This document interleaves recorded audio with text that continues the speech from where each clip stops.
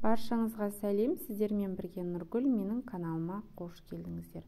Бүгін сіздермен өте оңай дайындалатын керемет тағамдардың бірі ханым тағамының рецептімен бөліскім келеді. Оның ерекшелігі табада дайындалады.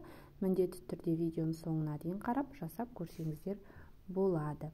Ең әуелі таза ыдысымызға 1 пиала жылы су және 1 шай қасық тұзымызды салып, жақсылап біркелкі етіп, тұзы ерігенше араластырып аламыз. Сонан соң алдын ала електен өткізіп дайындап қойған ұнымызды бірте-бірте сала отырып, қамыр илейтін боламыз. Қамырымыз тым қатты немесе тым жұмсақ болмауы қажет. Сонан соң үстінен 1 шай қасық сұйық май құйып, қайтара илеп аламыз. Қайтарып илегеннен соң қамырымыз жып-жылтыр қамыр шығады. Сонан соң бетін жауып 10 минутқа тындыруға қойып қоямыз. Міне біздің қамырымыз дайын болды. Ал енді салмасын дайындайтын боламыз. Салмасына пияз және тартылған етті пайдалансаңыздар болады. Қажетті заттардың мөлшерін описание бөліміне жазып қалдырамын. Сол жерден қарап жасап көрсеңіздер болады. Пиязды майдалап текшелеп турап алдым. Мен 4 пияз пайдаландым. Туралған пиязымызды тартылған етіміздің үстіне қосып, татымына қарай тұз, бұрыш және дәмдеуіштер қосып, біркелкі масса болғанша араластырып дайындап қоямыз. Салмасын дайындап болған соң, илеп дайындап қойған қамырымызды дөп-дөңгелек етіп жайып алатын боламыз. Достар, егер қамырды дөңгелек етіп, жұп-жұқа етіп жаюдың әдістермен бөліскенімді қаласаңыздар, комментарийге міндетті түрде жазып қалдырыңыздар. Алдағы уақытта сіздермен бөлісетін боламын. Сонан соң қамырымыздың үстіне май жағып, тура видеодағыдай ұзыншалап пышақтың көмегімен кесіп аламыз.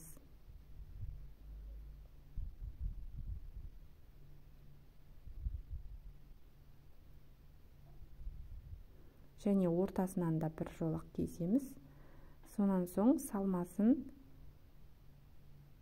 1 қасық немесе 1,5 қасықтай салып, тура видеодағыдай ұшпырыштап орап аламыз.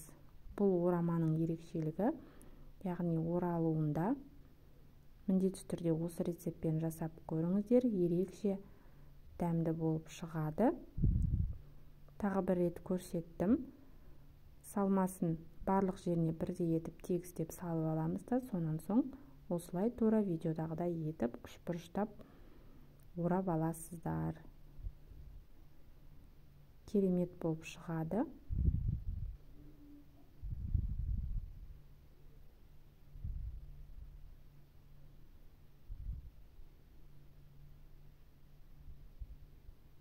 Барлығын осылай жасап аламыз. Ал енді біз подливын жасайтын боламыз. Сол үшін бізге пияз және сәбіз қажет болады. Табамызға 2 ас қасықтай май құйып, бірінші пиязымызды қуырып аламыз. Сонан соң үстінен үккіштен өткізілген сәбізімізді салып, 2-3 минуттай майда қуырамыз.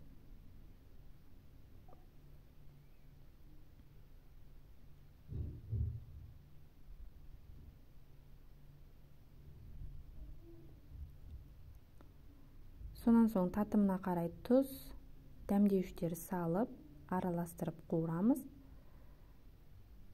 Және 1 ас қасық томатқа үстіне жылы су құйып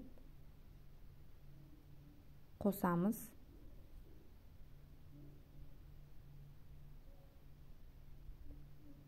Және ең төменгі отта қайнатып аламыз. Қайнағаннан соң тағы да 1 пиалайдай ыстық су құйып қайнатамыз. Сонан соң қайнап тұрған подливтің үстіне орап дайындап қойған орамаларымызды, яғни ханымды үстіне әдемілеп жайғастырып шығамыз. тура видеодағыдай жасасаңыздар болады. Егер су аз болса, тағы да үстіне су қосып жіберсеңіздер болады. Сонан соң бетін жауып, ең төменгі отта 45 минут бұқтырып пісіреміз. Міне біздің тамағымыз дайын болды. Дастарханға бетіне аскөк сеуіп және подливын қосып дастарханға ұсынсаңыздар болады. Өте дәмді, тойымды тағам. Достар, егер видео пайдалы болған болса, арнама тіркеліп, қоңырауша белгісін басып қоюды ұмытпаңыздар. Алдағы уақытта түрлі рецепттермен бөлісетін боламын. Міндетті түрде осы рецептпен жасап көріңіздер, сіздерге ұнайтынына сенімдімін. Кешкі тағамға, түскі асқа жасап берсеңіздер болады. Видеоны соңына дейін қарағандарыңызға рахмет. Ас болсын.